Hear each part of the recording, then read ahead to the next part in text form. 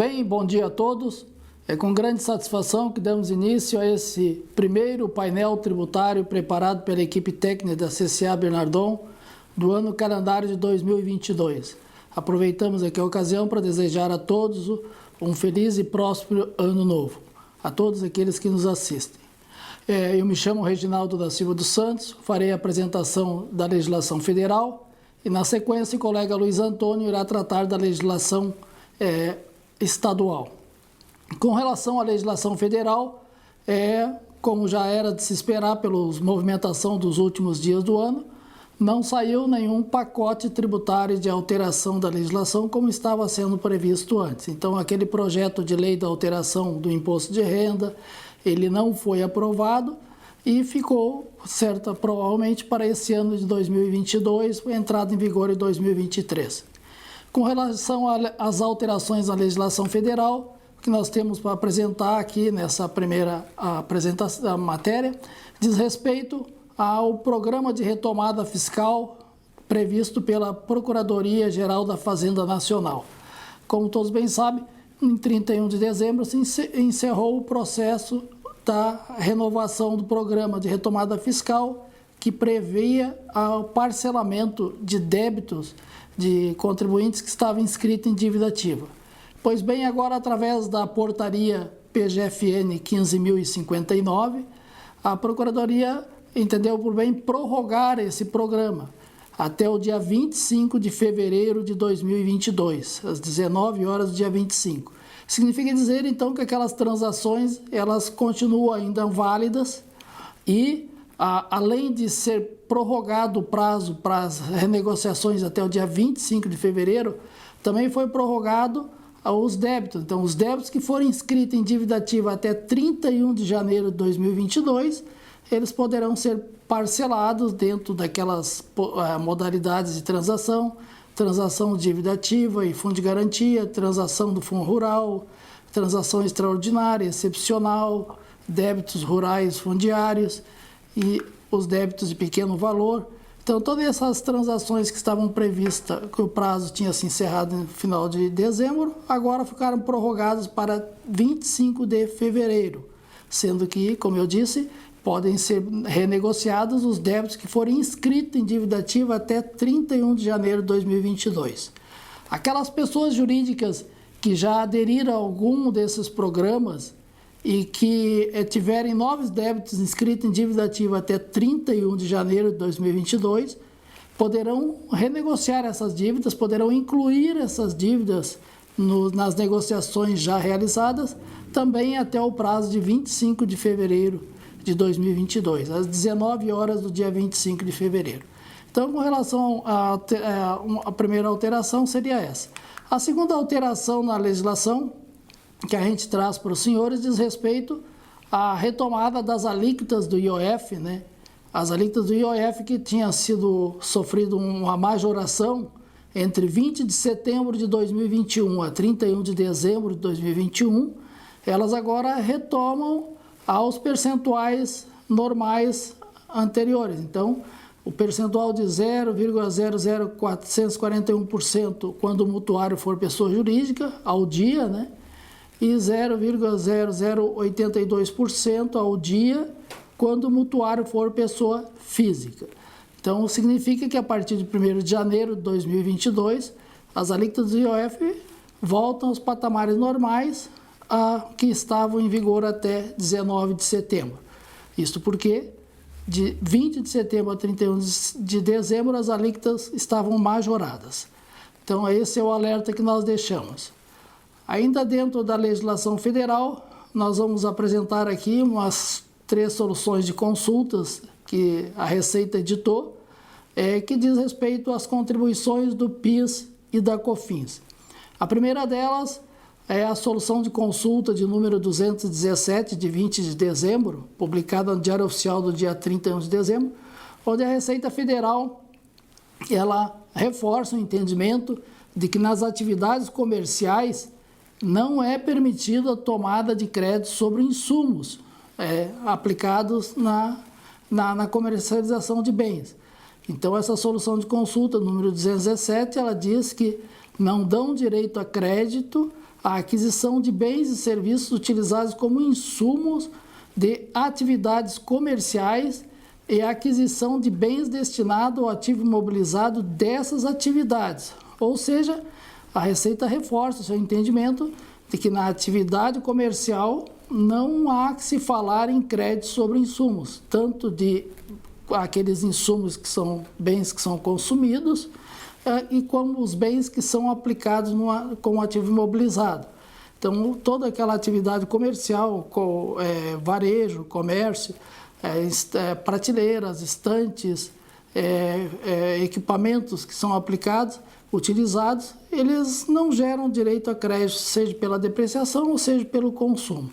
Então, essa solução de consulta reforça mais uma vez o entendimento da Receita, porque não há uma previsão legal para tanto, certo? Ainda com relação a Vale Transporte, a Receita Federal também ela reforça o entendimento de que o Vale Transporte na atividade comercial não é possível a tomada de crédito das contribuições de PIS e da COFINS. Então, a solução de consulta de ZIT número 7.278, de 13 de dezembro, também publicada no Diário Oficial dia 31 de dezembro, ela decide que, para fins da apuração dos créditos do PIS e da COFINS, não há insumos na atividade de revenda de bens, notadamente porque essa atividade foi reservada à apuração de crédito em relação aos bens adquiridos para revenda. As despesas de vale transporte não são passíveis de gerar crédito para a pessoa jurídica que explore a atividade comercial, ainda que na modalidade de aquisição de insumos, por não haver previsão legal para desconto de crédito sobre insumos para essa atividade. Então, a Receita Federal, na atividade comercial, o Vale Transporte, embora seja uma obrigação legal, o empregador fornecer o Vale Transporte ao empregado, ainda a Receita Federal, quando ela mantém o entendimento dela, por falta de previsão legal, não há que se falar em insumo na atividade comercial, e nesse caso o Vale Transporte não gera direito a crédito.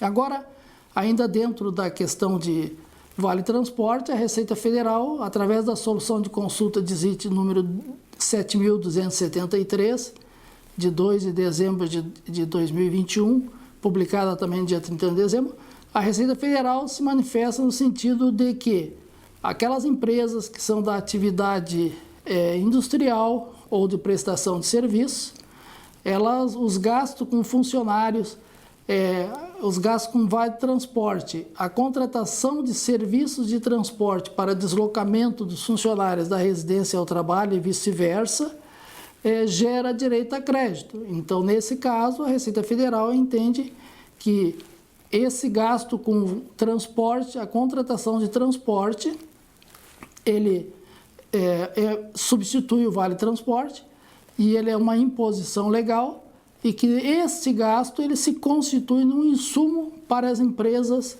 que são da atividade industrial e da prestação de serviço. Então, esses gastos, eles acabam então gerando direito a crédito, mas só com relação aos trabalhadores vinculados à atividade industrial e de prestação de serviço. Porque nessa mesma solução de consulta, a Receita Federal, ela conclui que as despesas com atividades diversas da produção de bens e da prestação de serviço não representam a aquisição de insumos geradores de crédito das contribuições, como ocorre com as despesas havidas com setores administrativo, contábil, jurídico e outros da pessoa jurídica. Então, a Receita Federal ela aceita a tomada de crédito sobre os gastos com vale transporte, sejam eles fornecidos via sistema de aquisição de vales de cartões ou vale transporte contratado diretamente pela pessoa jurídica, o transporte contratado, mas ela entende que os gastos das pessoas, dos trabalhadores que estão nas atividades fora da atividade industrial e de prestação de serviço não gera direito a crédito. Significa dizer os funcionários da área administrativa, da área comercial, esses gastos com vale transporte desses trabalhadores, a Receita entende que não geram direito a crédito, porque esses gastos não são considerados insumos, só são considerados insumos aqueles gastos do pessoal que está vinculado diretamente à atividade de produção e de prestação de serviço. Então, com relação à legislação, ainda nós teríamos por último uma última solução de consulta que trata do arrendamento mercantil, também ligado à tomada de crédito das contribuições de PIS e COFINS.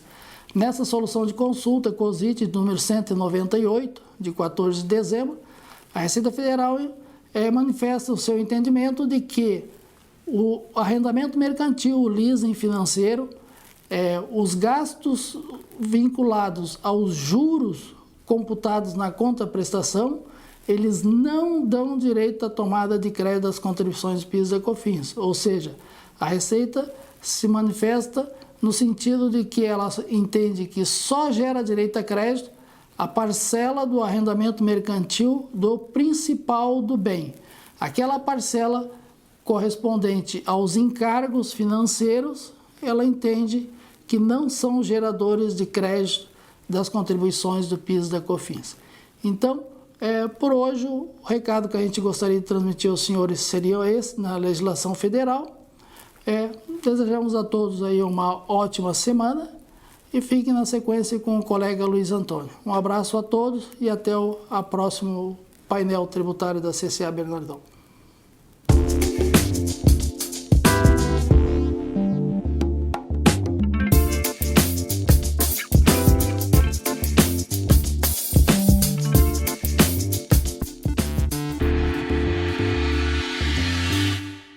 Bom dia a todos. Dando continuidade ao painel tributário da CCA, vamos tratar agora de algumas alterações do IPI e do ICMS publicadas através de decretos federais e estaduais do Estado do Rio Grande do Sul, assim como instruções normativas divulgadas na semana passada pela Secretaria da Fazenda do nosso Estado.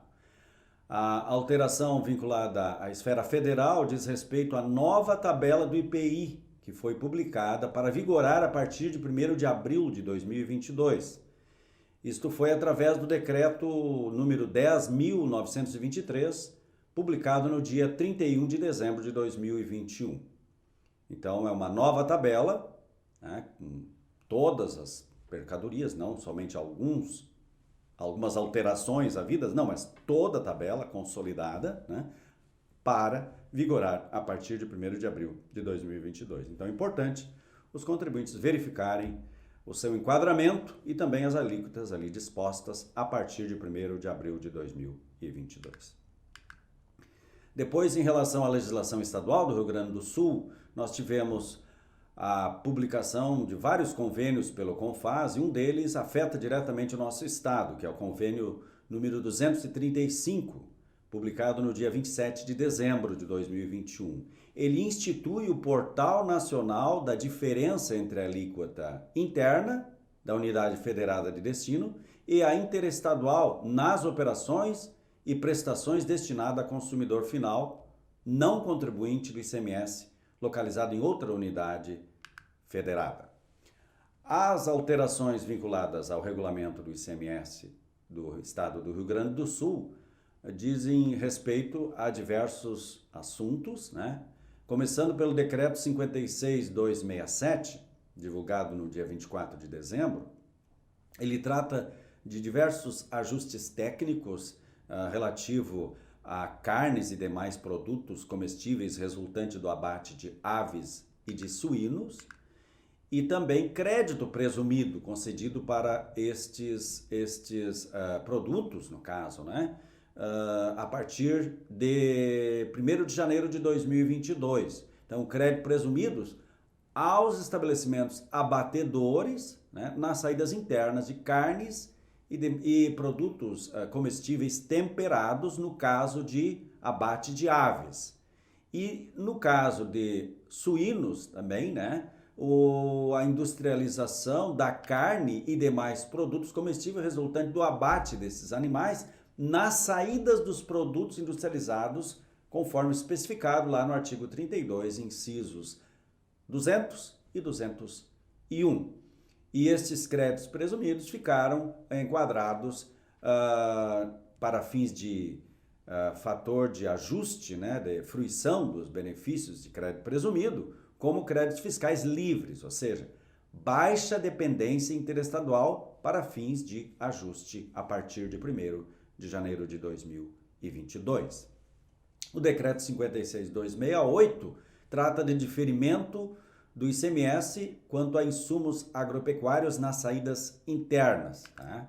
Então, estes insumos, né, que são relativo a concentrados, suplementos, aditivos, né, que são usados nas rações para animais, né, uso na agropecuária, promovida por indústrias. E também a parte da isenção do ICMS desses mesmos itens, no caso, né, nas saídas internas, né, promovidas também pela indústria. O decreto 56.269, ele trata então de combustíveis, né, a subvenção tributária sobre combustíveis, faz alguns ajustes técnicos e também atualiza as margens de valor agregadas, tá? Porque nós tivemos então a redução da carga, pelo menos da alíquota de 30% para 25% a partir de 1º de janeiro de 2022. Então faz-se necessário o ajuste das margens de valor agregada nas operações interestaduais. Depois tivemos a publicação do decreto 56.270, também no dia 24, tratando da nota fiscal fácil. Esta nota fiscal fácil ela foi implementada pelo ajuste CINEF 37 e agora, então, trata de alterações vinculadas a esta nota fiscal. Depois do decreto 56.271, ele trata de crédito presumido para óleos vegetais comestíveis refinados e também base de cálculo reduzida. Neste caso, né, a vedação à base de cálculo reduzida da cesta básica. E trata também com relação a esse mesmo produto, no caso, né, do diferimento parcial, acrescentando a referência à hipótese de afastamento da aplicação da base de cálculo, de modo a aplicar-se o diferimento parcial do imposto que exceda os 12%, conforme previsto lá no artigo 1º-K do livro 3. E também o crédito presumido específico, né, ficou então enquadrado como de baixa dependência interestadual para fins de ajuste do FAF, no caso, né, a partir de 1º de janeiro de 2022. O decreto 56.280, ele trata das atualizações das MVAs no estado do Rio Grande do Sul, em decorrência da redução da alíquota de 17,5% para 17% a partir de 1º de janeiro de 2022. Então, toda aquela tabela, né, que nós temos lá no apêndice da subvenção tributária ficou, então, alterado em função da atualização dessa margem de valor agregada em decorrência da mudança da alíquota, e isso afeta todos os segmentos, né? Então nós temos um decreto muito grande aí alterando estas MVAs. O decreto 56.289 trata da isenção do ICMS para veículos automotores novos destinados a pessoas portadoras de deficiências ou autista. Então é um benefício que realmente tem atingido, né, diversas pessoas, né, que têm problemas de saúde. Depois passamos então para as alterações da Instrução Normativa 45. Tivemos uma alteração através da Instrução Normativa 107 e ela trata da UPF para o ano de 2022. O ano de 2022, a UPF será de R$ 23,3635. Então, R$ 23,3635 a UPF de 2022. A Instrução Normativa 108 trata dos distribuidores hospitalares para fim de inaplicabilidade da substituição tributária. E a 109, quanto a querosene de aviação, relativamente ao percentual da carga tributária no primeiro semestre de 2022. A Instrução Normativa 110, publicada agora no dia 31 de dezembro, ela trata do Portal Nacional da DIFAL, a instituição, né, pela Cefaz virtual do Estado do Rio Grande do Sul. Então, já está instituído, então, no caso, esse portal, e o Estado do Rio Grande do Sul vai divulgar, né, todas as informações através do seu portal difal.svrs.rs.gov.br. O programa Em Dia, com Porto Alegre, tem por objetivo, então, estimular o contribuinte à regularidade tributária, assim como cria condições para a construção contínua e crescente de um ambiente de confiança recíproca entre os contribuintes e a administração tributária, mediante a implementação de medidas concretas, inspiradas em princípios como simplificação e modernização do sistema tributário municipal, boa-fé e previsibilidade de condutas, segurança jurídica, entre outros, conforme consta na referida Lei Complementar 928. Eram essas as informações da área fiscal vinculadas ao ICMS, IPI, né, e também do ISQN de Porto Alegre, que gostaríamos de lhes transmitir nessa oportunidade. E aproveito para convidá-los a acessar o nosso Instagram, a seguir a CCA Bernardon, para ficarem por dentro das novidades da legislação tributária. Um bom dia e uma ótima semana a todos. Muito obrigado pela sua atenção e até o próximo painel tributário da CCA.